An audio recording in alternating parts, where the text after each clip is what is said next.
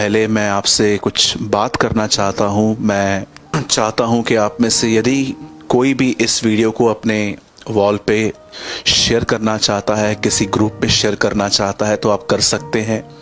आप किसी और को भी इनवाइट कर सकते हैं ताकि आज का वचन सुन के उनकी ज़िंदगियाँ बदले, उनका मन खुदा की ओर फिरे और वो एक सच्चे पश्चाताप की ओर जाए। और मैं बिलीव करता हूँ कि आज का वर्ड आपकी और मेरे लिए सिर्फ एक दूध नहीं है, एक पानी नहीं है, वो एक मांस भी है। इसलिए मैं आपसे विनती करता हूँ कि यदि आप इस समय कोई भी काम कर रहे हैं या आपके परिवार में कोई सदस्य है जो नहीं सुन रहा, तो आप उनको भी बुला सकते हैं ताकि आज का वचन आप में से हर एक को आशीषित करे और आप में से हर एक से बात करे। मैं कुछ बात करना चाहता हूँ आपसे जो मुझे परमेश्वर ने आपसे शेयर करने के लिए कही। आप सभी जानते हैं कि इन दिनों में आज बहुत सारे घरों में शांति नहीं है और उसका एक रीज़न है क्रिटिसाइज करना। देखिए, जब परमेश्वर ने इंसान को बनाया तो परमेश्वर ने उसके अंदर कोई गुनाह नहीं डाला था। इंसान के अंदर गुनाह आज्ञा उल्लंघन के द्वारा, डिसोबीडियंस के थ्रू आया। बाइबल बताती है आदम के द्वारा पाप आया और पाप ने मृत्यु उत्पन्न की। वैसे ही प्रभु यीशु मसीह के द्वारा जो उसका जीवन था, उसके द्वारा वह अनुग्रह हमारे ऊपर लाया और उस अनुग्रह की वजह से हम अनंत जीवन में राज्य कर रहे हैं। जब आदम ने पाप किया तो उसके बाद हमारे अंदर जो एक नेचर है, जो हमारे बाप दादाओं का स्वभाव है, वो हमारे अंदर आ गया। और मैं आपको बताना चाहता हूँ, आज बहुत सारे लोग, मैं आपको सच कहता हूँ, वो किसी को इनकरेज करने के लिए बहुत स्लो है, पर वो क्रिटिसाइज करने के लिए बहुत फास्ट है। यदि आप उनको कहेंगे कि आप अपने अंदर एक इनकरेज करने की, दूसरों को उत्साहित करने की हैबिट डेवलप करो, तो उससे उनको काफ़ी समय लग जाता है। लेकिन अगर कोई क्रिटिसाइज करने के लिए है तो मैं कहूँगा वो तो हमें कोई सीखने की ज़रूरत नहीं होती, वो ऑन द स्पॉट हो जाता है। क्या मैं आपसे एक सवाल पूछ सकता हूँ कि क्या आप भी एक ऐसे व्यक्ति तो नहीं है इन दिनों में कि आप लोगों को क्रिटिसाइज करते हो? क्रिटिसाइज करने का मतलब होता है कि आप जब एक व्यक्ति को देख रहे हो कि वो एक ऐसा काम कर रहा है जो खुदा की नज़र में और शायद आपकी नज़र में भी वो गलत है, और आप उसे झट से ऐसी ऐसी बातें कह देते हो, उस पे बरस पड़ते हो आप। और कई बार देखिए यही चीज़ें आपके परिवार के अंदर अशांति लेकर आती है। मेरे भाइयों और बहनों, आप में से जितने भी लोग मुझे देख रहे हैं, आज मैं आपको परमेश्वर की अगुवाई से, पवित्र आत्मा की मदद से, मैं आज आपको एक सेवकाई देना चाहता हूँ। मैं आपको बताना चाहता हूँ, जब पौलुस रोमियो में गया तो वहाँ पर कहता है कि जब मैं आऊँगा तो मैं तुम्हारे लिए प्रार्थना करूँगा और मैं तुम्हें एक वरदान दूंगा ताकि तुम्हारा मन स्थिर हो जाए। आज मुझे परमेश्वर ने आज एक बात कही कि जितने भी लोग आज ऑनलाइन आएंगे उन्हें ये सेवकाई दे। मेरे भाइयों और बहनों, मैं आज आपको एक काम देना चाहता हूँ प्रभु की अगुवाई से। दूसरों को इनकरेज करना सीखिए। Learn to encourage others. आपको हर व्यक्ति के अंदर कोई ना कोई गलतियां दिखेंगी। मुझे बहुत पसंद है यह बात जब ऐसा लिखा गया है कि यीशु मसीह के पीछे एक धनवान आया था और जब यीशु ने उससे कहा कि अपना सब कुछ धन गरीबों को दे और मेरे पीछे चल, तुझे स्वर्ग में धन मिलेगा, लिखा है वो उदास हुआ और उसने कहा कि ऐसा लिखा है कि वो वहां से चला गया। पर आप इससे पहले अगर आप आराम से खुदा का कलाम पढ़ें तो वहां पर ऐसा लिखा गया है कि उस आदमी ने यीशु से एक सवाल पूछा था कि अनंत जीवन पाने के लिए मैं क्या करूं। यीशु ने उस व्यक्ति ने कहा कि मैं सारी आज्ञाओं को मानता हूं। सिंपल क्वेश्चन था उस आदमी का यीशु से कि प्रभु मैं अनंत जीवन पाना चाहता हूं। यीशु ने कहा तू आज्ञाओं को माना कर। तब वो कहता है मैं सब मानता हूं। तब लिखा है यीशु ने उससे प्रेम किया, उसे प्रेम से देखा। क्या यीशु नहीं जानता था कि उसमें कमजोरियां हैं? क्या आप इस बात को जानते हो? इससे पहले कि यीशु मसीह क्रूस पे बलिदान हो, उससे एक रात पहले उसने अपने चेलों को यह कहा था कि तुम मेरी सारी परीक्षाओं में मेरे साथ खड़े थे। आप में से कितने लोगों ने इस बात को नोटिस किया है वचन को पढ़ते समय कि जब एक व्यक्ति ने यीशु से कहा कि मेरे घर की तरफ मत आ, तू यहीं से कह दे तो मेरा सेवक यहीं से चंगा हो जाएगा, तो बाइबल ऐसा बताती है, यीशु ने कहा मैंने तेरे जैसा विश्वास पूरी इज़राइल में नहीं देखा।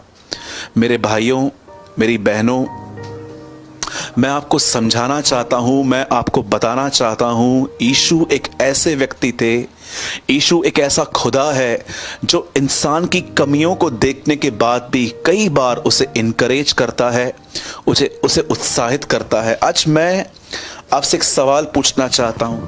हम सब क्रिटिसाइज करने में बहुत आगे हैं और शायद आपको लगता होगा कि ये हैबिट मेरे पास नहीं है तो आप गलत हैं, ये मेरे पास भी है। मैं कई बार जब लोगों के अंदर गलतियां देखता हूं तो मैं कभी कभी उनसे रफ टोन में बात करता हूं। मैं अपने गुनाह को मानने में कभी भी पीछे नहीं हटता, चाहे उसे लाखों लोग देख रहे हो, चाहे करोड़ों लोग देखें, आई डोंट केयर। पर परमेश्वर मेरा गवाह है कि जब भी पवित्र आत्मा मुझे रियलाइज करवाता है कि सूरज, ये एटीट्यूड रॉन्ग था, तुझे इस तरह बात नहीं करनी चाहिए थी, तो मैं आपको सच कहता हूं, मैं प्रभु से माफी मांगने में कोई देर नहीं करता। आज अपने आप से आप पूछिए कि क्या आप लोगों को इनकरेज करते हैं कि आप लोगों को क्रिटिसाइज करते हैं। सोचिए, अगर आप एक पत्नी हैं और अगर आपका पति बिल्कुल वैसा नहीं चलता जैसा आप चाहते हैं, तो क्या आपके क्रिटिसाइज करने से वो बदल जाएगा? डांटना एक अलग चीज है, क्रिटिसाइज करना एक अलग चीज है। आप अपने आप से पूछिए, क्या आपकी क्रिटिसाइजिंग करने से, आपके गलत रवैये से, क्या वो आपकी बातों को समझ लेगा? आप में से कुछ जवान बहनें होंगी यहाँ पर जो अपने बच्चों को लेके बड़ी डिस्टर्ब होंगी कि आपके बच्चे शायद बहुत ज़्यादा सेलफोन यूज़ करते हैं, लेट उठते हैं, खाने पीने पे बहुत नखरे करते हैं। पर आप ज़रा पूछ देखिए, बहुत सारी बहनें अपने बच्चों को कहती हैं कि ये शैतान है, ये सुधरेगा नहीं, ये बाप पर गया है, वगैरह वगैरह। आप देखिए, क्या इस तरह आपके बच्चे समझेंगे? क्या इस तरह वो पढ़ेंगे? मेरे भाइयों और बहनों, मैं आपको बताना चाहता हूं, कई बार जानते हो आपके बच्चे क्या करते हैं? वो बुराइयों में रहते हैं लेकिन वो आपके सामने नहीं करते, क्योंकि उनको पता है कि आप उनके साथ कैसा रवैया करोगे तो वो बुराइयां आपसे दूर रह के करते हैं। पर मैं आपको बताना चाहता हूं, लर्न टू इनकरेज। यदि आप एक ऐसे पति हैं जिसकी पत्नी बहुत सारी बातें आपकी नहीं समझ पाती, उसे बुरे बुरे शब्द कहने से अच्छा मैं आपको कहूंगा, लव हर। आप उन्हें प्यार करें, उन्हें इनकरेज करें। हम क्रिटिसाइज करने में बहुत आगे हैं लेकिन हम प्यार करने में बहुत पीछे हैं। आज एक चीज अपने आप में बांध लीजिए, एवरी डे आप अपनी लाइफ में एटलीस्ट दिन में एक आदमी को इनकरेज कीजिए। और मैं आपको बताना चाहता हूं, इनकरेज करना कोई डिफिकल्ट वर्क नहीं है। अगर आप मॉर्निंग में उठते हो तो आप अपने परिवार को सिर्फ ये कह सकते हो, परमेश्वर आपके साथ है। वो आपकी इस बात को सुन के इनकरेज हो सकते हैं। यदि आप अपने एक ऐसे दोस्त को या अपनी एक ऐसी बहन या भाई को जानते हो जो आपसे बहुत दूर रहते हैं, आप अपना सेलफोन उठा के आप उन्हें ये कह सकते हो, लॉर्ड इज विथ यू, प्रभु आपके साथ है। और मैं आपको सच कहता हूं, इससे महान कोई शब्द नहीं है कि कोई हमें यह कहे कि खुदा हमारे साथ है, क्योंकि डेविल हमेशा हमें यही याद करवाता रहता है कि खुदा हमारे साथ नहीं है। हम अपने अपराधों के कारण बहुत उससे दूर हो गए हैं। उसे मनाने के लिए बहुत परफेक्टनेस चाहिए। तेरी प्रार्थना वो क्यों सुनेगा? आप देखिए, डेविल आपको हमेशा क्रिटिसाइज करता रहता है, आपके चरित्र को लेके आपसे बात करता रहता है। लेकिन देखिए, यीशु मसीह ऐसे नहीं है। मैं आपको एक बहुत ब्यूटीफुल पिक्चर देना चाहता हूं। अगर आप ये चाहें तो आप इसे ले सकते हैं। मैं आपको बताना चाहता हूं, इमेजिन कीजिए कि ये परमेश्वर का सिंहासन है और बिल्कुल लेफ्ट साइड में शैतान खड़ा है। और शैतान ने आपको देखा कि आप झूठ बोलते हो और वो सीधा परमेश्वर के पास जाके कहता है कि प्रभु, ये आपकी बेटी या आपका बेटा झूठ बोल रहा है। पर क्या आपने कभी सोचा है कि क्यों उसकी ये बात सुनने के बाद, जबकि वो सत्य कह रहा है, याद रखना इस बात को आप हमेशा, शैतान कभी खुदा से झूठ नहीं बोल सकता, बिकॉज ही इज ऑलमाइटी। लेकिन जानते हो, वो हमसे झूठ बोलता है बिकॉज वी आर लिमिटेड। अगर वो हमसे झूठ बोलता है तो हमें पता नहीं चलेगा कि ये बात सच है कि गलत है, क्योंकि हम हर जगह पर नहीं है। लेकिन परमेश्वर सर्वशक्तिमान है, जब वो परमेश्वर को कुछ कहता है तो परमेश्वर जानता है कि ये सच है कि नहीं है। याद रखिएगा, वो आपसे झूठ बोल सकता है, खुदावन से नहीं। अगर सोचिए आप में से एक व्यक्ति झूठ बोलता है और शैतान ने ये बात नोटिस की और वो सीधा खुदावन के पास जाके लेफ्ट साइड से वो जाके कहता है कि खुदा ये देख तेरा बेटा, ये देख तेरी बेटी ये झूठ बोलते हैं और तेरे कलाम में लिखा गया है इन्हें दंड दे। कभी आपने इस बारे में सोचा है कि इतना सब देखने के बाद भी खुदा शांत क्यों है, खुदा चुप क्यों है? क्यों? क्योंकि बिल्कुल उसके दाहिनी और एक और व्यक्ति है जो आपके लिए दुआएं कर रहा है और वो खुदा को ये कह रहा है कि पिता इन्हें मौका दे, इन्हें चांस दे। और परमेश्वर इस व्यक्ति की प्रार्थना, यस, यीशु खुदा भी है, यीशु हमारी तरह इंसान भी है। यदि आप चाहें तो आप पढ़ सकते हैं तीमुथियुस के अंदर, परमेश्वर और मनुष्यों के बीच में एक ही बिछुई है, यीशु मसीह अर्थात मनुष्य।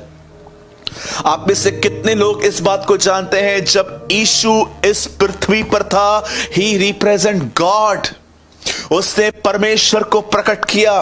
लेकिन जब यीशु मुर्दों में से जी उठा, ऊपर चला गया, तो मैं आपको बताना चाहता हूं स्वर्ग में ही रिप्रेजेंट मैन, अब वो वहां पर इंसान को प्रकट करता है।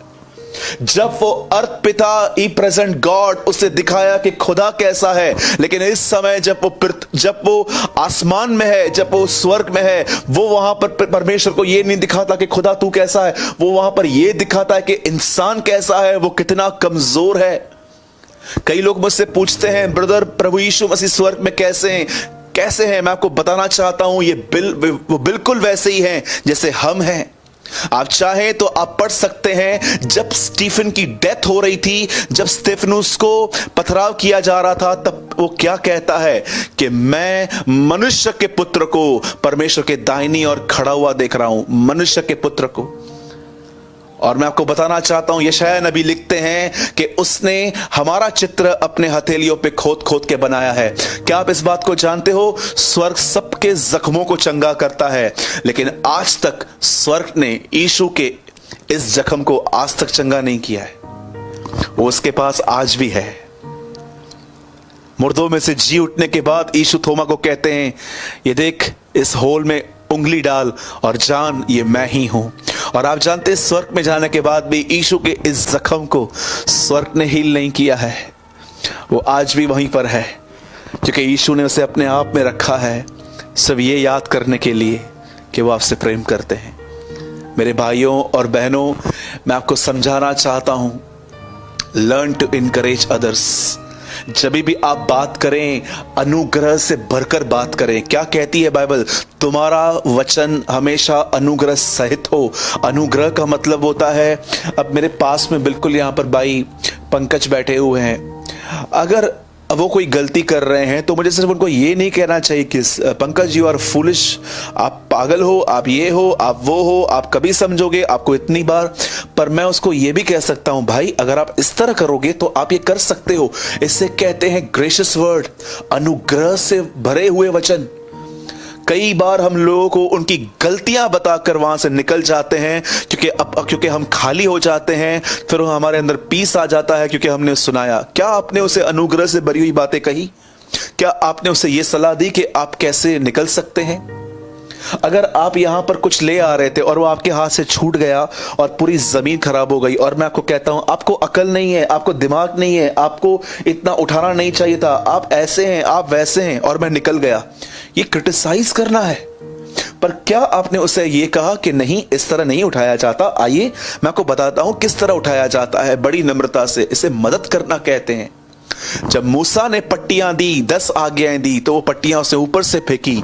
लेकिन याद रखिए, यीशु मसीह 5, 6, 7 मती बताने के बाद वहीं खड़ा नहीं था, वो नीचे उतर आया लोगों की मदद करने के लिए। अपने बच्चों को उत्साहित करें, अपने पति को उत्साहित करें, और आप में से जितने मैरिड लोग हैं, आप अपनी पत्नी को उत्साहित करें, एक दूसरे की गलतियों को सिर्फ न देखकर एक दूसरे को उत्साहित करें। और मैं आपको कहता हूं, अगर आपका बच्चा स्कूल में कम मार्क्स लेकर आता है तो उसको क्रिटिसाइज ना करें, उसके शोल्डर पे हाथ रख के यह कहें कोई बात नहीं, हम अगले साल और मेहनत करेंगे। और मैं आपको कहना चाहता हूं, आपका बच्चा सिर्फ आपकी खुशी के लिए और पढ़ाई करेगा। मेरे भाइयों और बहनों, स्टॉप क्रिटिसाइजिंग, इनकरेज अदर्स, दूसरों को उत्साहित करें। आप देखिए बाहर क्या माहौल लगा पड़ा है, लोगों के अंदर डर है, लोगों को इनकरेजमेंट की नीड है। उन्हें न केवल सिर्फ डांट और न केवल बार बार उनकी गलतियां। मैं आपको सच कहता हूं, मैंने रिसेंटली किसी व्यक्ति को डिवोर्स देखा, और जब वो भाई मुझसे मिलने के लिए आए तो मैंने उनसे पूछा कैसे हो, तो उन्होंने कहा कि मेरा डिवोर्स हो गया ब्रदर। और मैं आपको बताना चाहता हूं, वो खुदा में नहीं थे, आज भी नहीं है, पर वो मेरे एक अच्छे मित्र हैं। हम कभी कभी मिलते हैं, नॉर्मली बातें करते हैं। और जब वो मेरे ऑफिस में आए तो मैंने क्या देखा, आंखों के नीचे पूरे डार्क सर्कल्स थे उनको। मैं उनकी शक्ल देखकर ही समझ गया था कि ये व्यक्ति बहुत टफ टाइम से गुजरा है। काफी टाइम के बाद वो मुझे मिले और वो मेरे पास चाय लेने के लिए आए थे। तो मैंने उनको पूछा क्या बात है, आप काफी परेशान और बीमार लग रहे हो। उन्होंने कहा मैं ठीक हूं, लेकिन मैं बहुत ज्यादा टफ टाइम से गुजरा हूं। तो मैंने उनसे पूछा कि क्या बात हुई, तो उन्होंने कहा मेरी शादी टूट गई है। तब मैंने उनसे एक बात पूछी, क्या हुआ, कोई बड़ा रीजन था? उन्होंने मुझे एक बात बताई जिसको सुनकर मैं हैरान हो गया। उन्होंने कहा कि मेरी वाइफ हर बार मुझे झगड़े के अंदर मेरी पास्ट के गुनाहों को बार बार दोहराती थी, और वो कह रहा था मेरे 1000 बार समझाने के बाद भी कि जो बातें मैंने ठीक कर दी हैं तो उन बातों को लेके मुझे बार बार क्रिटिसाइज क्यों कर रही है। और फाइनली एक दिन वो इतने अंदर में डिस्टर्ब हो गए कि उन्होंने भी अपनी वाइफ को बहुत सुना दिया, क्योंकि उनसे बर्दाश्त नहीं हुआ। और एक दिन ऐसा आ गया कि उनके बीच में इतनी खटास आ गई, एक दूसरे को बोले गए शब्द वो भूल नहीं पा रहे थे, और फाइनली वो अलग हो गए। जानते हो शादियां क्यों टूट रही हैं आज? गलत बोलने की वजह से, प्राइड की वजह से। मैं आपको सच कहता हूं, आप जाके गूगल कर सकते हैं, 2005 के बाद जरा देखिए कितनी मैरिजेस सक्सेस गई हैं, बहुत कम। जानते हो रीजन क्या है? आपके नाक के 2 इंच नीचे आपके पास एक चीज है, जुबान। इसी की वजह से बहुतों का घर टूटा है, इसी की वजह से बहुतों का घर टूटने के कगार पर आ चुका है, क्योंकि वो क्रिटिसाइज कर रहे हैं। मेरे भाइयों, मेरी बहनों, मैं आपको एक सजेशन देना चाहता हूं, एक परमेश्वर का दास होने के नाते, लर्न टू इनकरेज। परमेश्वर आपको ऐसा करने में आपकी मदद करे। आइए, मैं चाहता हूं कि आज हम, और मेरी आपसे विनती है, आज वीडियो के लास्ट तक बने रहिए, क्योंकि मेरे पास आपके लिए आज 2-3 अनाउंसमेंट्स हैं जिनको सुनना आपके लिए बहुत ज़रूरी है। और सभी का स्वागत करता हूं, और मैं विश्वास करता हूं मेरे भाइयों और बहनों के खुदावन आपके साथ है और वो आज आपसे बात करेंगे। मैं चाहता हूं इस समय आप थोड़ा एक्टिव होके बैठिए। आप जहां कहीं भी बैठे हैं, स्ट्रेट बैठिए, अपने माइंड को हर बात से अलग करके आज के कलाम में आइए फ्रेश माइंड से। बिल्कुल ये मत सोचिएगा कि शायद ये वचन मैं सुन चुका हूं, शायद ये बातें मुझे पता हैं। एक नए बच्चे के नाई, मैं आपको सच कहता हूं, बहुत बार जब बाइबल कहती है कि जब मैं बच्चा था तब मैं बच्चे के समान बोलता था, बच्चे के समान चलता था, पर अब मैं बड़ा हो गया हूं, पौलुस कहता है ये फ्रेज। तो मैं कहना चाहता हूं, बच्चे वो होते हैं जो अपने खाने और पीने पर माँ बाप पे निर्भर रहते हैं, लेकिन एक समय ऐसा आता है कि वो खुद उठा के खाना खा लेते हैं। एक ऐसा समय आता है कि जब आप वचन को पाने के लिए लोगों पे डिपेंड रहते हो, पर मैं चाहता हूं कि अब आपकी एक लेवल आगे बढ़े और अब आप परमेश्वर से भी पाना सीखो। और आज मैं आपके साथ जो शेयर कर रहा हूं, इट्स वेरी इंपॉर्टेंट, ये बहुत ही ऑसम है। और माफ कीजिएगा यदि आप में से कोई भी मुझे इसलिए देख रहा है क्योंकि आप सिर्फ पाना चाहते हो, तो मैं आपसे माफी मांगना चाहता हूं, मैं आपसे माजरत चाहता हूं। आज मैं ऐसा कुछ नहीं बताने वाला हूं, मैं आज वो आपको बताने वाला हूं जो सुनकर और समझकर आप परमेश्वर की खुशी के लिए जी सकते हो। मैं चाहता हूं आप में से हर व्यक्ति इस समय अपना फोन लेफ्ट हैंड में पकड़े और अपना दाहिना हाथ उठाए, और मैं चाहता हूं हम में से हर व्यक्ति ऊपर आसमान की ओर ताके, यह विश्वास करे कि यीशु आपको देख रहे हैं और उसे कहें, यीशु मैं आपसे प्रेम करता हूं, मैं आपका शुक्र करता हूं क्योंकि आप भी मुझसे प्रेम करते हैं। आपने मेरे लिए अपनी जान दी है, आपने मेरे लिए अपना खून बहाया है। आपके जैसा कोई नहीं है। हमेशा मेरे अकेलेपन में आपने मेरा साथ दिया है। हमेशा निराशा में आप मेरे पास आशा बन के आए हो। हमेशा मेरी नाउम्मीदी में आप मेरी उम्मीद बने हो। लोगों ने धिक्कारा, ठोकरें खाई, अपनों ने छोड़ दिया, जिनके साथ भलाइयां की वो भूल गए, लेकिन आपने कभी नहीं मुझे छोड़ा, आप मुझे कभी नहीं भूले। मेरे खुदा, अब्बा, मेरे जलाली प्रभु, मेरे जलाली खुदा, मेरी रोटी, मेरा पानी, मेरी रोशनी, मेरी दाखलता, मेरे राजा, मेरे दोस्त, मेरे बड़े भाई, मेरी पत्नी, मेरा सब कुछ, हर रिश्ता तुझ में है। आज मैं तुझसे प्रार्थना करता हूं, आज मुझसे बात कर, मुझे तेरा प्रेमी बना। I want to be your lover Lord.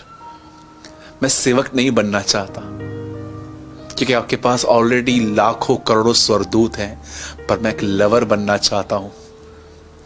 सेवक आपको सब छोड़ के भाग गए थे, लेकिन जो प्रेम करती थी मरियम मगदलिनी, वो क्रूस पे भी खड़ी थी, उस घेरे में जहां पर रोमी खड़े थे, जान की फिक्र न करके वो आपके लिए खड़ी थी। मुझ पर दया करें। आइए अपनी आंखों को बंद करें। प्रभु जी, मैं दुआ करता हूं यीशु मसीह के नाम में, आज के कलाम से बात कर प्रभु, हमें आशीष दे, हम पर दया और अनुग्रह कर। जितने भी लोग ऑनलाइन हैं प्रभु जी, हर एक को स्पर्श कर, हर एक का आज पवित्र आत्मा से बपतिस्मा दे।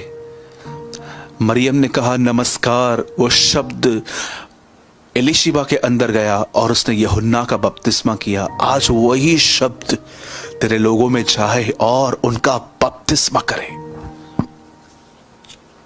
Baptize them, Lord, I pray, in Jesus' name. Amen. Amen. ये मैं चाहता हूं हम सब खोलेंगे मत्ती रचित सुसमाचार, द गॉस्पल ऑफ मैथ्यू, मत्ती की इंजील और उसका 15वां बाब, चैप्टर 15। और मैं आपके लिए पढ़ रहा हूं 7 और 8 वचन दोनों। हे कपटियों, यशाया ने तुम्हारे विषय में यह भविष्यवाणी ठीक ही की है। ये लोग होठों से तो मेरा आदर करते हैं, पर इनका मन मुझसे दूर रहता है। मैं चाहता हूं अब आप सब लोग ध्यान दीजिए। बाइबल 2 कैटेगरी के लोगों की बात बताती है। एक होते हैं धर्मी और एक होते हैं कपटी। इन्हें फरीसी भी कहा जाता था उन दिनों में। आप जानते हैं यीशु की नजर में, उसकी डिक्शनरी में कपटी कौन है? इंग्लिश में लिखा गया है हिपोक्रेट, हिपोक्रेसी। मैं आपको बताना चाहता हूं, एक ऐसा व्यक्ति जिसके मुंह पे हमेशा यीशु मसीह का नाम है। यीशु मुझे संभालते हैं, प्रभु की दया मुझ पर है, प्रभु मेरे लिए सब कुछ करते हैं, प्रभु ये देते हैं, प्रभु वो देते हैं। इवन यीशु ने एक जगह पे ये भी कहा कि हर व्यक्ति जो प्रभु प्रभु कहता है स्वर्ग के राज्य में प्रवेश नहीं करेगा। पौलुस कहता है जो प्रभु का नाम लेता है वो बुराई से बचा रहे। और आप में से बहुत सारे लोगों ने व्यवस्था की 10 आज्ञाओं में एक आज्ञा जरूर पढ़ी होगी जिसमें लिखा है, तू अपने प्रभु का नाम व्यर्थ न लेना। Don't take God's name in vain. क्या आप इस बात को जानते हैं? आज कई सारे लोग हैं जो यीशु का नाम मुंह से बहुत लेते हैं, लेकिन उनका मन और उनका जीवन यीशु मसीह को आदर नहीं देता। मैं आपसे एक सवाल पूछना चाहता हूं, यदि आप एक ऐसे व्यक्ति हैं जो घर के अंदर शाउट करके बात करते हैं, लेकिन जब आप लोगों से मिलते हैं तो आप उनको बड़े प्रेम से बोलते हैं जय मसीह की, प्रेज द लॉर्ड, शालोम, कैसे हो आप, अच्छे हो आप, लेकिन जैसे घर में आते हो और एक रूड पर्सन हो, आप घर के अंदर अपने परिवार से बहुत कड़वे शब्दों का प्रयोग करते हो, क्या आपको लगता है ये जीवन परमेश्वर को आदर दे रहा है? जरा सोचिए। बाइबल ऐसा बताती है, यीशु मसीह के दिनों में एक ग्रुप था जिनका नाम था फरीसी, और मैं आपको इनकी एक खतरनाक बात बताना चाहता हूं। इनके लिए परमेश्वर के साथ चलने से ज्यादा इंपॉर्टेंट था हाथ धो के खाना खाना। मैं हैरान हो गया कि उन दिनों में ये अपने साथ कटोरे और थालियां लेते थे, उसे अच्छे से मांजते थे क्योंकि उन्हें खाना उसमें खाया जाता था, पर ये लोग अपने हृदय को साफ रखने की कोशिश नहीं करते थे। आज भी बहुत सारे जो लोग हैं, मैं आपको बताना चाहता हूं, आप उनके घरों के अंदर जाओगे तो आप उनके घर के अंदर कोई भी चीज ऐसी वैसी पड़ी हुई नहीं देखोगे। हर चीज अपनी जगह पर रहेगी। फ्लावर पॉट अपनी जगह पर रहेगा, कोच अपनी जगह पर रहेगा, पीसी, लैपटॉप, हर जगह हर चीज अपनी जगह पे रहती है। लेकिन मैं आपको सच कहता हूं, वो अपनी जगह पे नहीं रहते हैं, वो किसी और ही जगह पे रहते हैं। उनकी सच्ची जगह कुछ और है। और मैं आपको बताना चाहता हूं, कई लोग जब किसी को डांट देते हैं ना, तो मैं आपको बताता हूं, बहुत लोग ये स्टेटमेंट बोलते हैं, मेरा मन साफ है, मैं अपने अंदर कुछ नहीं रखता। ये किस तरह की स्टेटमेंट है? अगर आप ये किसी को सुनाकर, किसी को चिल्लाकर अगर ये कहते हो कि मेरा मन साफ है, जी बिल्कुल नहीं, आपका मन साफ नहीं है, आपका मन अशुद्ध और गंदा है। और आप अपना कचरा बाहर निकालकर आप अपने आप को संतुष्ट करते हो कि हाँ, मैंने भी नहीं छोड़ा, मैंने भी बोला। आपको लगता है कि ये आपका मन साफ है? बिल्कुल नहीं। बाइबल बताती है कि यीशु मसीह के समय में एक ग्रुप था जिनका नाम था फरीसी, और वचन कहता है ये ऐसे लोग थे जो पब्लिकली बहुत अपने आप को धर्मी ठहराते थे। इनके कपड़े, इनका खाना पीना, उठना बैठना, ये किसी और के घर में नहीं जाते थे। लेकिन बाइबल में यीशु मसीह ने उन्हें कहा, ये कुछ लोग ऐसे हैं जो परमेश्वर का मुंह से आदर करते हैं, पर उनके मन और उनका जीवन परमेश्वर से कोसों दूर है। आज मैं आप में से हर व्यक्ति से जो मुझे ऑनलाइन सुन रहा है और आने वाले समय में आप में से जितने भी लोग मुझे ऑनलाइन सुनने वाले हैं, एक सवाल अपने आप से पूछिए। अब ये वो समय नहीं रहा है कि मैं आपको बताऊं कि यीशु से मांगो तुम्हें ये मिलेगा, वो मिलेगा। मैं तो कहता हूं, अगर वो हमारी जरूरतों को पूरा कर रहा है तो हमें इसमें संतुष्ट रहना चाहिए। और ब्रदर, हम ख्वाहिशों को क्या करें? क्रूस पे चढ़ा दीजिए। मैं आपसे पूछना चाहता हूं, यदि आप में से यहां पर जितने भी लोग हैं, क्या आप अपने आप से एक सवाल पूछ सकते हैं, क्या सच में आपका जीवन परमेश्वर को आदर देता है? क्या आपके लिए ये प्रार्थना एक रटी रटाई प्रार्थना है, ऐ हमारे पिता तू जो स्वर्ग में है, ऐ हमारे बाप तू जो आसमान में है, तेरा नाम पाक ठहरे, तेरा नाम पवित्र ठहरे। अब मैं आपसे एक बात पूछना चाहता हूं, जब आप ये कलाम पढ़ते हैं, तेरा नाम पवित्र ठहरे, तो क्या उसका नाम अपवित्र है? क्या उसका नाम अशुद्ध है? कि हम ये कहते हैं कि तेरा नाम पवित्र ठहरे, आपको शब्दों के पीछे उसका अर्थ समझना पड़ेगा। उसका नाम पवित्र था, उसका नाम पवित्र है और उसका नाम पवित्र रहेगा। वहां पर हर व्यक्ति स्वर्ग में, हर स्वर्गदूत कहता है पवित्र पवित्र पवित्र, जो था, जो है और जो आने वाला है। पर मैं आपको बताना चाहता हूं, इस कलाम का सही अर्थ यह है कि प्रभु मेरे चाल चलन के द्वारा लोग तुझ पवित्र परमेश्वर की महिमा करने पाए। मेरे भाइयों और बहनों, मैं आज आपसे एक सवाल पूछना चाहता हूं और उसके बाद मैं 2 मिनट के अंदर आपके साथ एक छोटा सा वचन शेयर करना चाहता हूं। जरा आप इस बात को पूछिए, क्या आप अपने जीवन के द्वारा परमेश्वर को आदर दे रहे हैं? क्या आपके जिंदगी के द्वारा परमेश्वर को ऑनर मिल रहा है? शब्दों के द्वारा तो हर एक व्यक्ति ऑनर देता है प्रभु को। आप में से कोई यीशु को गाली नहीं देता, आप में से कोई यीशु को बुरा भला नहीं कहता। आप में से हर व्यक्ति से अगर मैं कहूंगा कि क्या आप ये विश्वास करते हैं कि यीशु प्रभु है, आप में से हर व्यक्ति यस लिखेगा। पर जरा सोचिए, क्या आपके जीवन से उसे आदर मिल रहा है? क्या आप जानते हैं बाइबल की अंतिम किताब का नाम क्या है? पुराने नियम के अंदर मलाकी। और आप जानते हो, मलाकी की पुस्तक में परमेश्वर ने एक सवाल अपने लोगों से पूछा था। बेटा बाप का आदर करता है, व्यक्ति अपने स्वामी का आदर करता है। अगर मैं परमेश्वर हूं तो मेरा आदर कहां है?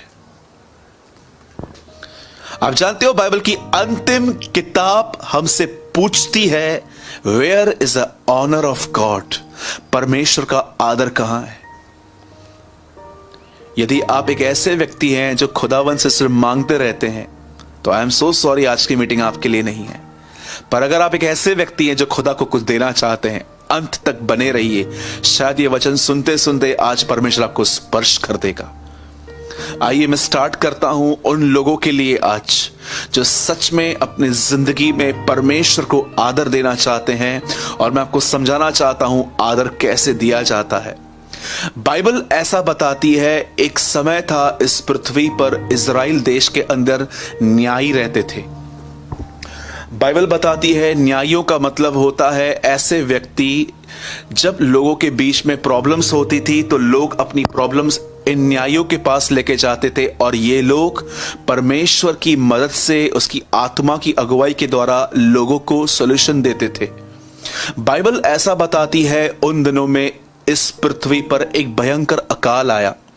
अकाल के अंदर कुछ भी खाने के लिए नहीं था, कुछ भी नहीं था। और उन्हीं दिनों में वचन कहता है, एक परिवार इज़राइल में रहता था, नाओमी और एलीमेलेक, ये दोनों पति पत्नी थे। और बाइबल ऐसा बताती है कि वहां पर अकाल आया। ये लोग इज़राइल के लोग थे।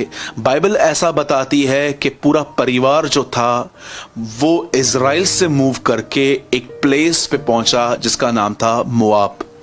मोआब क्या है, आपको ये बात समझने की जरूरत है। बाइबल के अंदर जब कुछ लोग लूत और उसकी बेटियों के बारे में पढ़ते हैं कि लूत ने अपनी बेटियों के साथ गलत काम किया था, कुछ लोग हमसे इस तरह बात करते हैं, इस तरह पूछते हैं कि जैसे ये गलत काम हमने किया था। कुछ लोग कहते हैं कि लूत ने अपनी बेटियों के साथ पाप किया था। ये कैसा है? बाइबल कैसी किताब है? क्या आप इस वचन को पढ़ते समय ये महसूस नहीं करते हैं कि परमेश्वर ने अपने लोगों की कोई गलती नहीं छुपाई? मैंने ऐसी बहुत सारी किताबें पढ़ी हैं जहां पर मैंने देखा है सिर्फ अच्छी अच्छी बातें ही लिखी हैं, पर उन्होंने अपनी बुरी बात कोई भी नहीं लिखी है। पर बाइबल एक ऑनेस्ट बुक है। वो दाऊद के पाप को नहीं छुपाती, वो आदम के पाप को नहीं छुपाती, वो शिमशोन के गुनाह को नहीं छुपाती, वो पतरस के इनकार का नहीं छुपाती, पौलुस ने कलीसिया को मारा था वो इस बात की नहीं सुनाती। क्यों परमेश्वर ने इनकी गलतियां लिखी? ताकि हम सीखें कि हम ऐसे न करें। पौलुस कहता है हर वचन हमारे लिए लिखा गया चेतावनी के बारे में, ताकि हम जो इस अंतिम समय में रह रहे हैं हम उनके समान काम न करें। बाइबल बताती है लूत ने अपनी बेटियों के साथ व्यभिचार किया था, और बाइबल इसीलिए यह बात बताती है ताकि हम ये काम न करें। यीशु मसीह ने क्या कहा? अगर तुम किसी स्त्री के बारे में देखो, आप जानते हो पुराने नियम में व्यभिचार क्या था? आप किसी को देखो, आप उसको पकड़ो और उसके साथ गलत काम करो, बाइबल इसे एडल्ट्री कहती है। लेकिन नए नियम के अंदर यीशु मसीह कहते हैं अगर तुमने किसकी ओर देखा और अपने मन के अंदर उसके साथ कुछ किया, गलत सोचा, तुम पाप कर चुके हो। क्या आप जानते हो बाइबल ऐसा बताती है लूत और उसकी बेटियों ने लूत ने अपनी बेटियों के साथ व्यभिचार किया और उनमें से एक बच्चा पैदा हुआ और उस बच्चे का नाम रखा गया मोआब। और बाइबल ऐसा बताती है नओमी और एलीमेलेक जो थे वचन कहता है वो इज़राइल से निकलकर मोआब में आए और वहां पर ही वचन कहता है उनके बच्चों की शादियां हुई मोआबिन लड़कियों से। और बाइबल ऐसा बताती है एक दिन ऐसा आया कि नओमी का पति मर गया, और बड़ी हैरानी की बात है उसके दोनों बेटे भी मर गए और दोनों बच्चियां और नओमी तीनों विधवाएं थी। क्या आप बाइबल के अंदर कोई भी किताब ऐसे पढ़ते हो जहां पर 3 विधवाएं एक साथ रहती थी? जरा सोचिए, बाइबल बताती है 3 विधवाएं थी। मैं आपको बताना चाहता हूं यहां पर इस परिवार की एक गलती यह भी थी कि इन लोगों ने इज़राइल छोड़ा था। आप जानते हो इज़राइल यरूशलेम किस बात का प्रतीक है? यह प्रभु की उपस्थिति का प्रतीक है। वहां पर प्रभु का तंबू, वहां प्रभु का संदूक पड़ा रहता था। एक्चुअली उन्होंने सिर्फ इज़राइल नहीं छोड़ी, उन्होंने प्रभु की उपस्थिति छोड़ दी थी। कई लोग जो हैं वो वचनों को मिसकोट करते हैं। जब एक व्यक्ति अपने कलीसिया में सही लीडरशिप नहीं देखता और वो किसी और चर्च में जाने की कोशिश करता है तो लोग उसे डराते हैं, कुछ लोग कि मत जाना, देखो इनकी क्या हालत हुई थी। मेरे भाइयों और बहनों, उनकी हालत यरूशलेम छोड़ने के लिए नहीं, उनकी हालत इसलिए थी क्योंकि उन्होंने वो नगर छोड़ा था जहां प्रभु की उपस्थिति वास करती थी। आप में से कितने लोग इस बात को जानते हैं? एक व्यक्ति पुराने नियम के अंदर जब उन्होंने इज़राइल को छोड़ा तब वो बर्बाद हो गए। आप जानते हो नए नियम में इंसान स्पिरिचुअली कंगाल हो जाता है। कभी आपने इस बारे में सोचा कि जब गुमराह पुत्र अपने बाप के घर से चला गया उसे क्या मिला? कुछ भी नहीं, वो बर्बाद हो गया। जब परमेश्वर ने इस पृथ्वी को बनाया तो मैं आपको बताना चाहता हूं, इससे पहले कि वो मछलियां बनाए उससे पानी से बात की, उससे पानी से कहा, हे पानी तुझ में से वो जीव जंतु उठे, और पानी में से मछलियां पैदा हुई। क्या आप इस बात को जानते हो? जब उस खुदावन ने, जब उस परमेश्वर ने, जब उसने पेड़ बनाने थे तो उसे जमीन से बात की थी कि हे पेड़ तुझ में से हर प्रकार के फल उगे, पेड़ उगे। और लिखा है जमीन ने फल दिए, जमीन ने पेड़ दिए। कितनी बड़ी बात है कि परमेश्वर मछलियां बनाने से पहले पानी से बात करता है, पेड़ बनाने से पहले जमीन से बात करता है। पर क्या आप इस बात को जानते हैं कि परमेश्वर इससे पहले कि इंसान बनाए उससे पहले उसे खुद से बात की थी, आओ हम मनुष्य बनाएं। पेड़ जब जमीन से उखाड़ा जाता है तो वो खत्म हो जाता है, सूख जाता है। मछली पानी में से बाहर आती है तो वो मर जाती है। और आप और मैं जब उसकी उपस्थिति से दूर चले जाते हैं हम सूख जाते हैं मेरे भाइयों और बहनों, क्योंकि वही हमारी फाउंडेशन है। मैं क्यों आपको चिल्ला चिल्ला कर, प्यार से, रोते हुए, गुस्से में आपको हमेशा कहता आया हूं, वचन को पढ़ो, दुआ करो, फास्टिंग करो, खुदा के करीब जाओ। मैं ये बातें हमेशा आपको इसलिए समझाता आया हूं। आप देखिए मेरे वीडियो के नीचे कितने डिसलाइक्स होते हैं।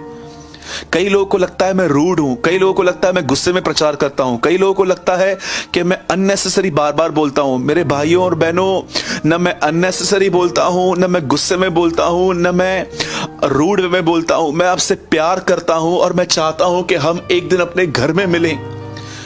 मेरा लक्ष्य सिर्फ ये नहीं है कि मैं आपको यहां पर खुदा से कह के ये कहूं कि खुदा आपको ये दे दे, खुदा आपको वो दे दे, पर मैं चाहता हूं वह जिसने हमारे लिए अपनी जान दे दी, जिसने हमारे लिए अपना सब कुछ दे दिया, मैं चाहता हूं कि एक दिन आप उसके साथ रहो, आप उसके साथ राज्य करो। इसलिए मैं आपको समझाता हूं कि बाइबल को पढ़ो, दुआ करो, फास्टिंग करो, कलीसिया में जाओ, प्रभु की उपस्थिति में बने रहो। मेरे भाइयों और बहनों, परमेश्वर चाहता है कि आप हर समय इस एहसास में रहो कि वो आपके साथ है, वो आपसे प्रेम करता है, उसने आपको अकेला नहीं छोड़ा है। इसीलिए मैं आपको बहुत बार वचन के साथ ज्वाइन करने की, दुआ के साथ फास्टिंग में जाने की सलाह देता हूं। और कई लोग जो मेरे वीडियोस को डिसलाइक करते हैं, मैं आपको सच कहता हूं, मुझे इससे कोई फर्क नहीं पड़ता। जो मैं करता आया हूं, जो मुझे खुदा बोलता आया है, 1000 दुश्मन क्यों न पैदा हो जाएं, वो तो मैं बोलता रहूंगा। क्योंकि बाइबल बताती है यदि तू पापी को न चिताए कि वो पापी है तो उसके पाप का बदला मैं तुझसे लूंगा। आप में से जितने भी लोग मुझे इस समय सुन रहे हैं, और अगर आप में कोई लीडर है, कोई पास्टर है, कोई प्रचारक है, मैं आप सबसे एक सवाल पूछता हूं। जिस पब्लिक को आप अपने चर्च में देख रहे हो, क्या आप उस पब्लिक को स्वर्ग पे देख पाओगे? जो बेटी, जो भाई, जो बहन आपको चर्च में मिलते हैं प्रभु के दासों, क्या आप उन्हें स्वर्ग में नहीं देखना चाहते? मैं देखना चाहता हूं। इसलिए मैं कहता हूं, अपने कलीसिया के अंदर आप वो बताइए, वो सिखाइए जो उनको अनंत जीवन में लेके जाए, न केवल सिर्फ पृथ्वी की बातों को ले जाए। क्या आप जानते हो, पुराने नियम में इब्राहिम के पास बहुत सारे पैसे थे, पर उसने कभी अपना घर नहीं खरीदा, लेकिन मरने से पहले कब्र खरीदी। लिखा है वो परदेसी होकर रहा। इब्राहिम का जीवन हमेशा ये बात दिखाता था कि उसने तंबुओं में रहकर हमेशा ये बात दिखाई कि ये जगह मेरी नहीं है, इसलिए मैं तंबू में रहता हूं, पक्के घर में नहीं, मेरा पक्का घर वहां है। यीशु ने कहा, मैं जा रहा हूं और मैं तुम्हारे लिए घर तैयार करने जा रहा हूं, और जब घर तैयार हो जाएगा मैं आऊंगा तुम्हें लेने के लिए। लेकिन क्या होगा कि वो जिनके लिए घर बना रहा है, अगर वही उसे नहीं मिले तो?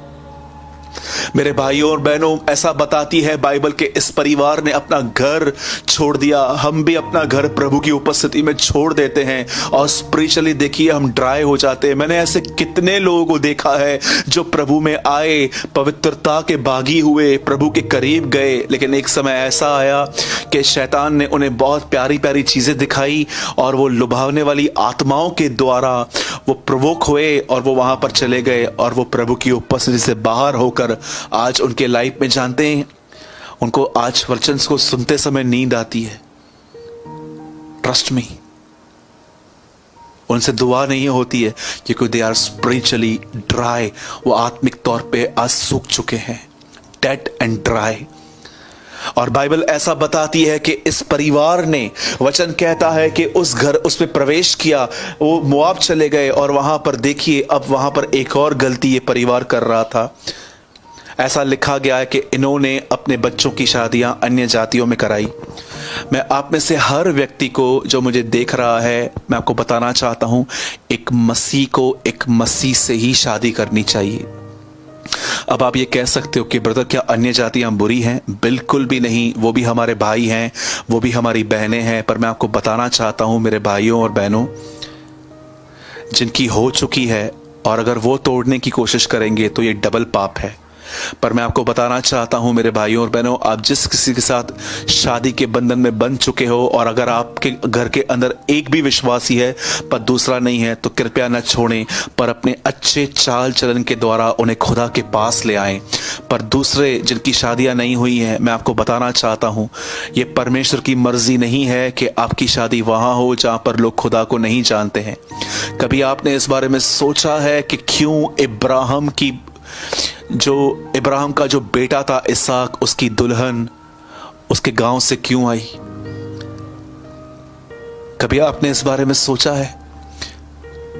यीशु चाहता तो उस समय, जिस समय वो आता, उसी समय कुछ लोग को तैयार करके अपने साथ लेके जाता। क्यों उसने देरी की है? क्योंकि वो अपने लिए भी उसी पत्नी को चुनेगा जो पत्नी उसे जानती है। आप जानते हो बाइबल क्या बताती है? असमान जुए में न झूठो।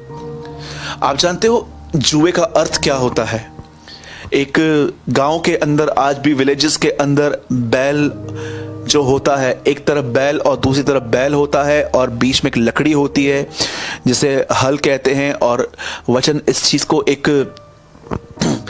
एक वजन कहता है, एक जुआ कहता है। जरा आप देखिए, व्यवस्था विवरण में लिखा गया है, इन अ बुक ऑफ डिटोनॉमी, वहां पर लिखा गया है कि एक तरफ गधा, एक तरफ घोड़ा या ऑक्स या कोई और नहीं होना चाहिए, दोनों तरफ सेम होने चाहिए, नहीं तो क्या होगा? क्या वो चल पाएंगे? जरा सोचिए, आप दुआ करने वाले लोग हैं, आप प्रार्थना करने वाले लोग हैं, आप दिन में कलीसिया जाने वाले लोग हैं, क्या आप उन घरों में एडजस्ट कर पाओगे जहां पर 24 घंटे टीवी चलती है, बिग बॉस चलता है, गंदे गंदे प्रोग्राम्स चलते हैं, नॉनवेज कॉमेडीज चलती हैं जो आजकल चल रही हैं?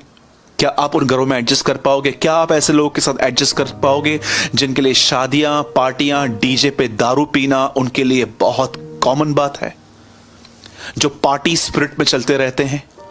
क्या कहा प्रभु ने? अंतिम समय किन लोगों का टाइम है? खाना पीना, घूमना फिरना। हर व्यक्ति आपको बहुत सारे लोग आपको लास्ट डेज में पार्टिंग स्पिरिट में मिलेंगे, हर जगह पे पार्टी। क्या आप मेरे भाई बहन, क्या आप ऐसे माहौल में एडजस्ट कर पाएंगे? शायद शैतान आपको एक और बात कहेगा, कोई बात नहीं, वो बिलीवर बन जाएगा। पर मैं आपको बताना चाहता हूं, वो तो बिलीवर बाद में बनेगा, लेकिन आपको उसने अभी अनबिलीवर कर दिया है।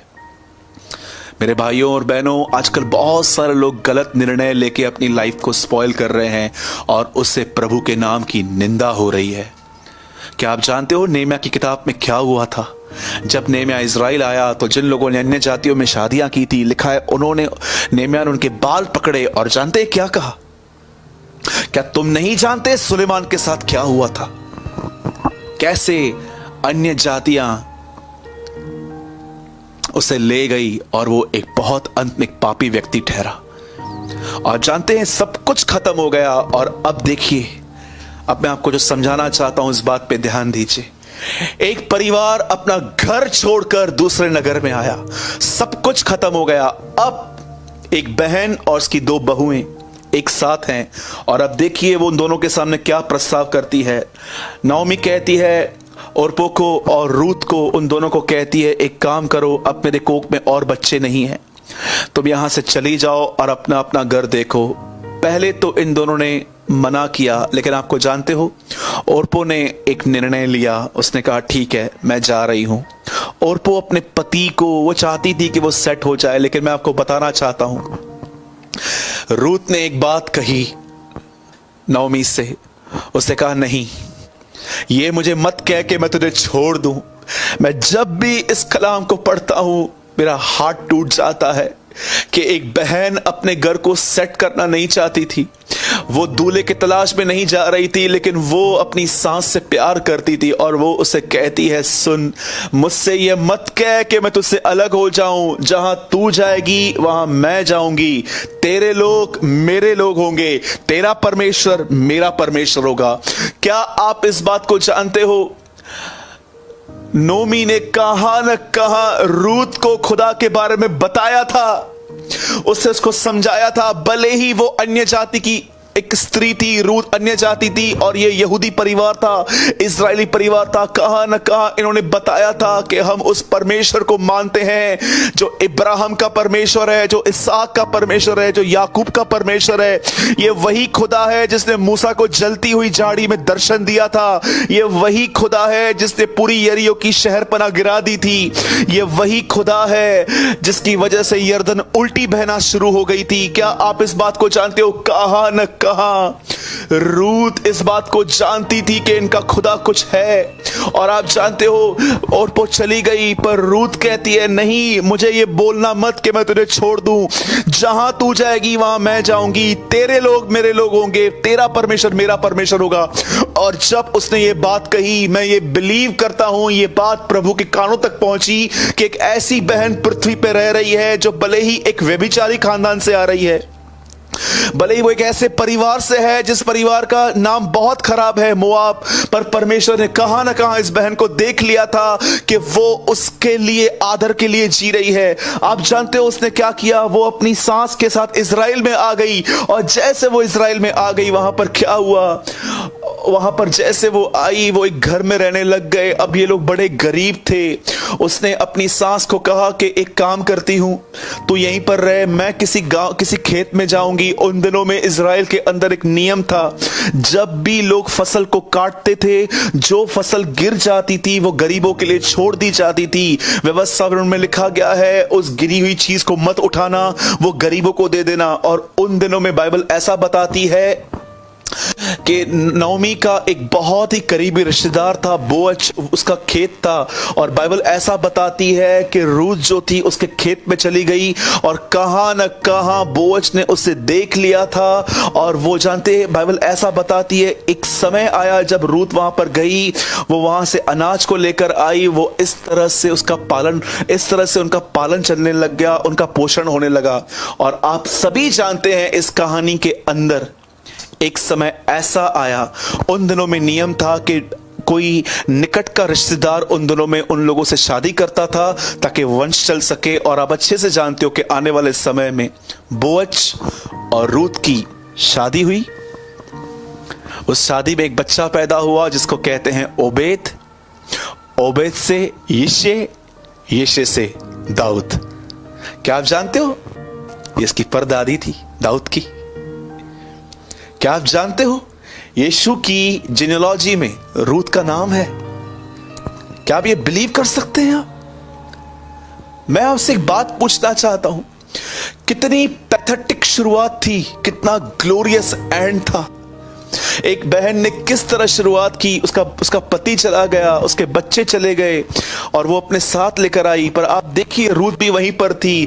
कितनी पैथेटिक शुरुआत थी वहां पर, कितना खतरनाक था, लेकिन अंत कितना ग्लोरियस था। जानते हो क्यों?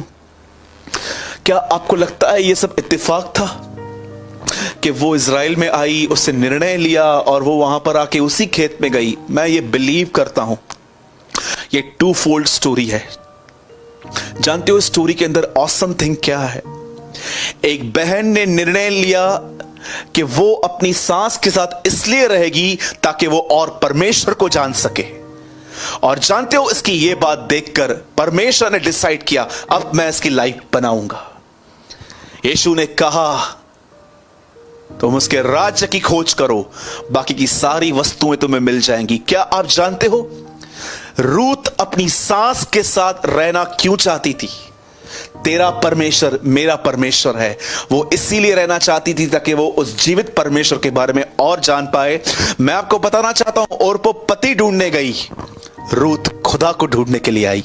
और जब खुदा ने देखा कि मेरी एक ऐसी बेटी भी है, मेरी बहन, आप में से जितने भी बहनें मुझे देख रही हैं, मैं आप में से इस समय डिसर्न कर रहा हूं कि आप में से कुछ बहनें मुझे देख रही हैं, आप बहुत टूटे हुए हो। और ये मुझे नहीं पता कि आप क्यों टूटे हुए हो। इस समय भी आप मुझे जब देख रहे हो तो आपके आंखों में आंसू हैं, पर आज खुदा मेरी बहनों आपसे कहता है, मैं आज कुछ बहनों के लिए बर्डन फील कर रहा हूं। जितनी बहनें मुझे देख रही हैं, आज खुदा आपसे कह रहा है, मेरी बेटी, तुझे घबराने और डरने की चिंता, तुझे घबराने और डरने की परवाह नहीं करनी है, तो उसकी परवाह मत कर। मैं तेरा बाप हूं, मैं जिंदा हूं, मुझे मेरे आदर के लिए जी, मेरे लिए जी, और वो आपको सही से लीड करेगा। कई बहनें, कई भाई लोग कंफ्यूज होते कि हम कहां जाएं। मैं आपको बताना चाहता हूं, इस बात पे ध्यान रखें। एक दिन था जब मैंने प्रभु से कहा, प्रभु आप मेरी अगुवाई कीजिए, मुझे रोशनी दीजिए। मैं आपको बताऊं, रोशनी से भी ज्यादा एक और चीज है जिसमें आप सुरक्षित रह सकते हो। अब मैं खुदा को ये नहीं कहता हूं कि मुझे रोशनी दे, अब मैं खुदा से ये कहता हूं मुझे अपना हाथ दे। अब मुझे वहां नहीं जाना मुझे जहां रोशनी ले जाए, अब मुझे वहां जाना है जहां तू मुझे ले जाए। मेरे भाइयों और बहनों, एक बहन अपने घर आई, हस्बैंड को ढूंढते ढूंढते नहीं, अपने खुदा को जानने के लिए वो अपनी सास के साथ रहती थी। और जब परमेश्वर ने देखा कि ये मेरी बेटी मुझे आदर दे रही है, परमेश्वर ने अद्भुत तरीके से उसे उस खेत में पहुंचाया और उसकी शादी एक सही जगह पे करवाई, और ये लड़की एक लेजेंड ठहरी। मेरे भाइयों और बहनों, शब्दों से बहुत खुदा को आदर दे दिया। हर रविवार को हम जाते हैं चर्च, जोर जोर से हालेलुया कहते हैं, आमीन कहते हैं, शाउट करते हैं, पर आप में से कितने लोग हैं जो अपने जीवन से परमेश्वर को आदर देते हैं? जरा सोचिए, क्या आप इस बात को जानते हो परमेश्वर के लिए सच्चा आदर क्या है? क्या आप उसे देना चाहते हो? मैं आपको एक लाइन में बताता हूं। जब आप प्रभु की उपस्थिति में बैठते हो तो आप प्रभु से कहिए, प्रभु आज मुझे सिर्फ ये नहीं जानना है कि बाइबल में क्या क्या लिखा है, पर आज आप मेरी मदद करें कि जो आप मुझे समझाएं मैं वैसा व्यवहार करने पाऊं। इसके लिए आप मुझे अनुग्रह देना। एक व्यक्ति जब वैसा चलना स्टार्ट होता है जैसा खुदा चलता है, यही परमेश्वर को सच्चा आदर देना है। मैं आज आपसे पूछना चाहता हूं, कहीं आप एक ऐसे व्यक्ति तो नहीं है जो शब्दों से बड़ा प्रभु को आदर देते हैं, पर अपने जीवन से नहीं, अपनी डिसीजन से नहीं, अपनी बातों से नहीं? जरा सोचिए, आप में से जितने भी लोग कंफ्यूज्ड हैं, ब्रदर मेरा क्या होगा, मेरे अननोन फ्यूचर का क्या होगा, मुझे रोशनी नहीं चाहिए, मुझे खुदा का हाथ चाहिए।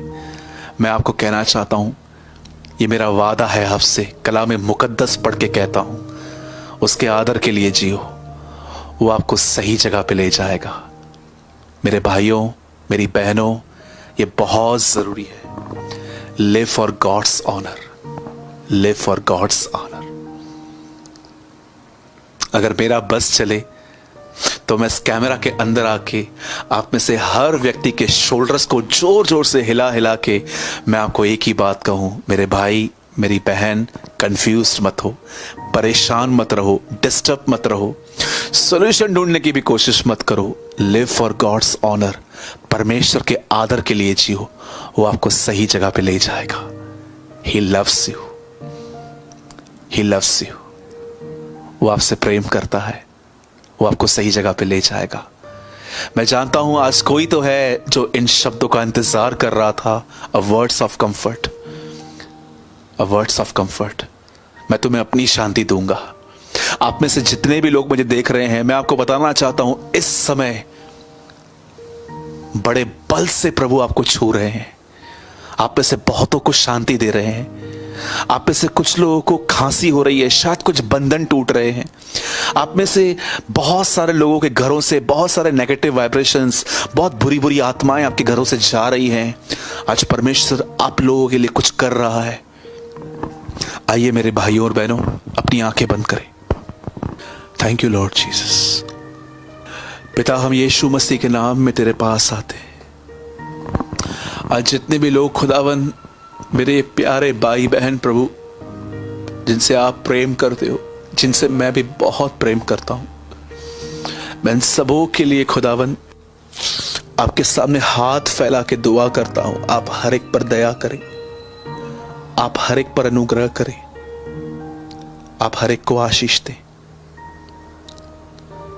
जो भी लोग कंफ्यूज्ड हैं, घर कैसे चलेगा, पैसे खत्म होने के बाद बिल्स कैसे पे करेंगे, शादी कैसे टूटेगी,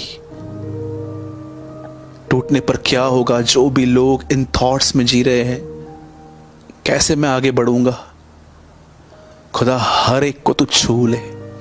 हर एक के अंदर आज एक नई विश्वास की आत्मा दे कि तू है, अब रोशनी नहीं, अब तेरा हाथ चाहिए। हर एक को आशीष दे, हर एक पर दया कर और हर एक को करेज दे प्रभु। मैं विश्वास करता हूं कि आज का कलाम इनके दिलों में काम करेगा प्रभु। हर एक पर तू दया कर। हम सारी महिमा आदर आपको देते हैं। दुआ को यीशु के नाम में मांगते हैं। आमीन, आमीन।